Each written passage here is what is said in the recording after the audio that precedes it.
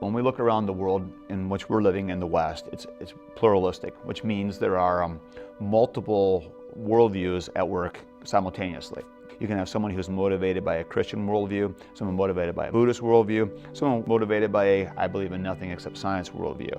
And you just look on the backs of people's cars and see what kind of logos they're sticking on their trunk, and you get a sense of the pluralistic world in which we live. In the Reformation, the time of Martin Luther in the 16th century, there was really nothing like an ideology of pluralism. No one was advocating multiple religions or multiple confessions.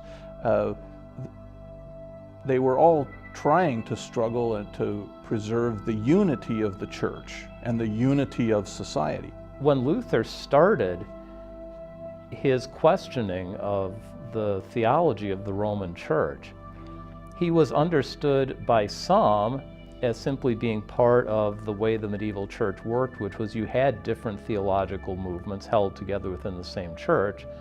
Others understood him as a heretic. If you were in Germany, you were Roman Catholic.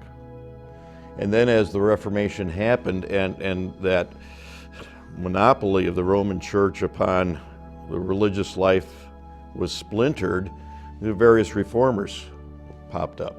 Luther, Calvin, Zwingli, and they had their different understandings of the Protestant movement, the protesting movement. You suddenly have the successful survival in Europe of multiple challenges to the authority of Rome. The idea that people could successfully reject papal authority and survive both politically and religiously marked the 16th century movements off as something quite different. If religious unity was required for military unity, then religious differences were a threat to the political and military stability of the society. The emperor's in this strange situation of wanting to prosecute Lutheran heresy and at the same time needing the military support of the Lutheran princes.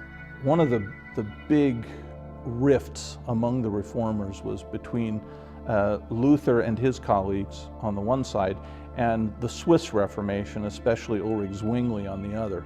They didn't agree on certain key doctrines, especially on the Lord's Supper. Now their disagreement was actually a threat to the solidarity of Reformation territories. There's a complicated background to that with the conflict between the emperor and the princes.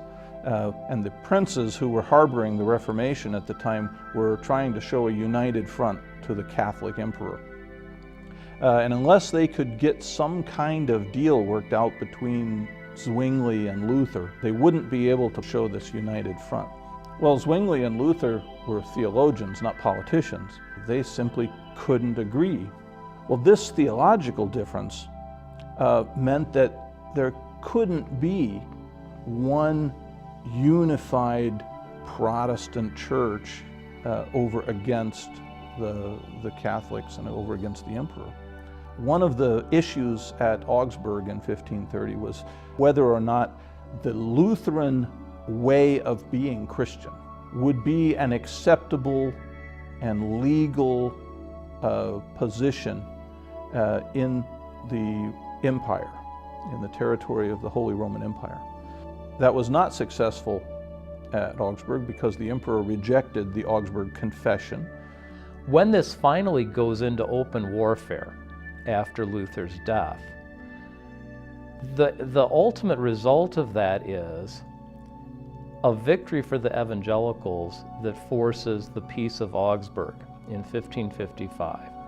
And this is where it was determined that the empire could tolerate two separate confessions of faith as long as they worked themselves out along political lines. In other words, territories and princes had to decide if they were going to be Lutheran or Catholic. You could say that there was recognized and legal pluralism of a sort. The American Constitution spells out the fact that the government is not going to establish a religion. So you don't have the same pluralism along political lines. Pluralism in 16th century Europe after the Peace of Augsburg was not the kind of pluralism we have, where the Catholics and the Lutherans and the Methodists are all on the same street corners or a block from each other in the same town. Each territory would be defined as a Roman Catholic territory or a Lutheran territory, and that identification was a result of the personal allegiance of the ruler of the territory. The Reformation introduced the possibility of choice. Are you going to follow the Reformers? Are you going to stay with the Roman Catholic Church of that time? And so I think one of the things that Luther did is he began to introduce the new age, the modern age, although he did not realize what he was doing. By the end of the 16th century, there were multiple confessions in Europe, and those existed side by side, and not always peacefully. One of the great things I believe about life in the United States under the Constitution of the United States is that this multiplicity of religious denominations is encouraged. In the Federalist Papers, the founding fathers, James Madison especially, talked about there would be no state establishment of religion, that each, he called them sects, we would say denomination, was on its own. No state funding, no state endorsement of a given religion. And that, I think, has proved to be very, very healthy, because we're in the marketplace of ideas. We're in the marketplace of faith. Today's pluralism is, in a sense, untethered and wild. And I think some of it is a misreading, not just of Luther, but of the tradition. When pluralism simply means everybody can do just whatever you want, and you invent your own version, I think you're missing a great deal of the heart of the great philosophers of pluralism. Augustine lived in the middle of it, and he does the canopy of the two cities, Luther's two kingdoms, and so on. So you have to bring some sense of order to it. When I was confirmed, the pastor, this was a long time ago, was talking about the difference of denominations, and he said, imagine that you have half a dozen glasses filled with water, but each one has some admixture of poison to it. Which water are you going to drink? You're going to take the glass with the least and ideally no poison in it. So yeah, we need to be discerning in our denominational age. It's an incentive to be in Bible study.